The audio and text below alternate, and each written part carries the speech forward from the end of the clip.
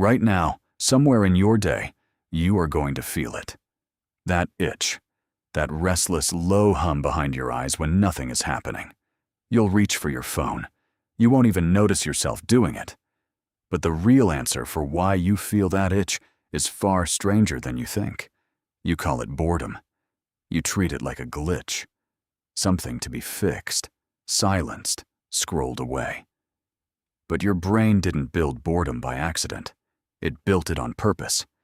And it may be one of the reasons your ancestors survived long enough for you to exist at all. Start with a simple question. What actually is boredom? Not the phone reaching, not the sighing, the feeling underneath it. Psychologist John Eastwood, who has spent years studying this exact question at York University, defines boredom as the uncomfortable feeling of wanting to be engaged in a satisfying activity, but being unable to. Notice what that means.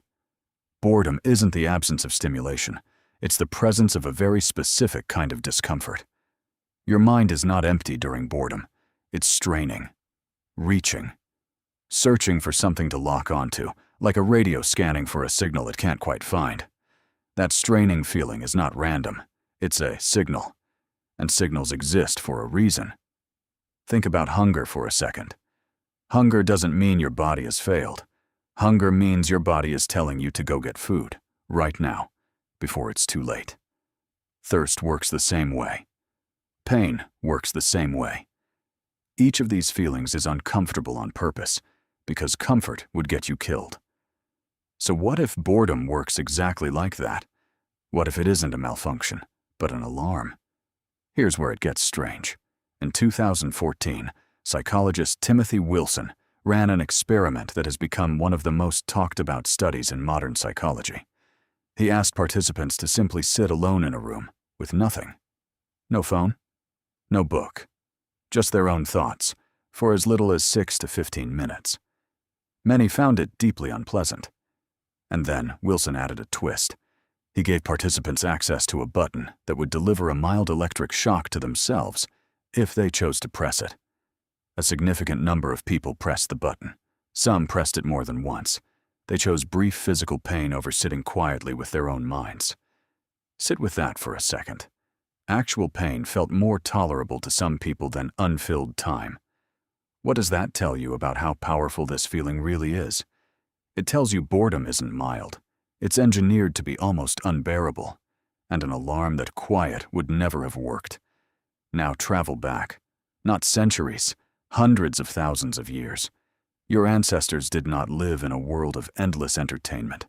Long stretches of their day were quiet, waiting by a watering hole, walking for hours between camps, sitting through a slow afternoon with nothing urgent to hunt, nothing urgent to gather. If boredom didn't exist, what would happen during those long, empty stretches? Nothing. Literally nothing. No new tools. No new territory explored. No new food sources found. A mind with no discomfort about idleness has no reason to move, to search, to invent, to wander toward the next ridgeline just to see what's on the other side. But a mind wired to feel restless in stillness, that mind gets up. That mind explores.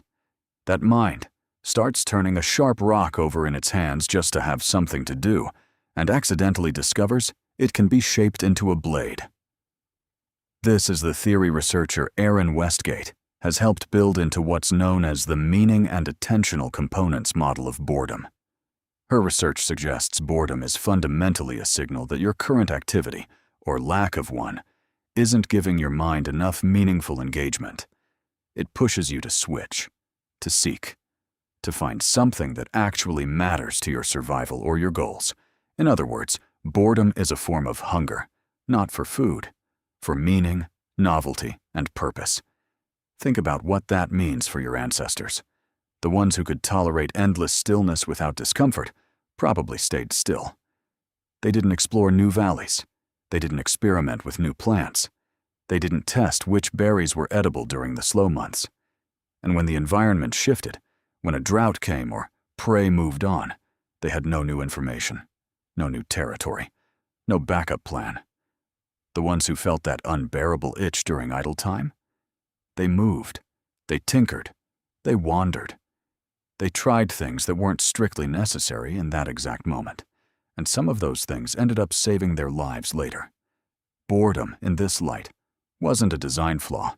It was a built-in exploration engine. Here's the twist that makes this even stranger. Boredom doesn't just push you outward, toward new places. It pushes you inward, too. Some of history's biggest ideas came out of monotony, not inspiration. Isaac Newton developed some of his most important work on gravity and optics, while Cambridge University was closed during an outbreak of plague, and he was stuck at his family's home with very little to do. There was no laboratory buzzing with activity. There was quiet, empty time, and a mind that couldn't stand to sit still inside it. That's not a coincidence. That's boredom doing exactly what it evolved to do. Pushing a restless mind to generate something new, because doing nothing felt worse than doing anything at all. Now bring this back to you. Back to today. Back to that itch you'll feel later, reaching for your phone. Your brain still runs the same ancient software. It still treats unfilled time as a problem that needs solving immediately. The difference is what's available to solve it. Your ancestors had a landscape. You have a screen. When boredom hits now, you don't wander toward a ridgeline to see what's over it. You open an app that gives you a new ridgeline every 4 seconds, a new video, a new post, a new tiny hit of novelty, engineered by people who understand exactly how deep this ancient itch runs. That's the modern mirror. The same signal that once pushed a human to discover fire starting, tool making, and new hunting grounds now gets absorbed almost instantly by a feed that never runs out of content. The itch gets scratched before it ever builds enough pressure to make you create anything, which raises an uncomfortable question. If boredom was built to push you toward invention and exploration, what happens to a species that never lets it finish the job? Some researchers now believe chronic low-grade distraction, the kind most people live in constantly, may be dulling exactly the kind of deep thinking that boredom once produced. Not because boredom disappeared, because it gets interrupted the instant it starts working. You were built to feel uncomfortable in stillness. You were built to hate the itch enough to go do something about it.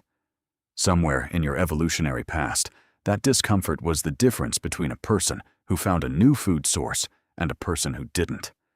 Between the mind that tried something new and the mind that simply waited to starve. So the next time that restless feeling creeps in, before you reach for the easiest possible escape, consider what it's actually asking of you. Not entertainment, not distraction, movement, exploration, invention. Right now, somewhere in your day, you are going to feel that itch again. And this time, you'll know exactly what it's been trying to tell you all along.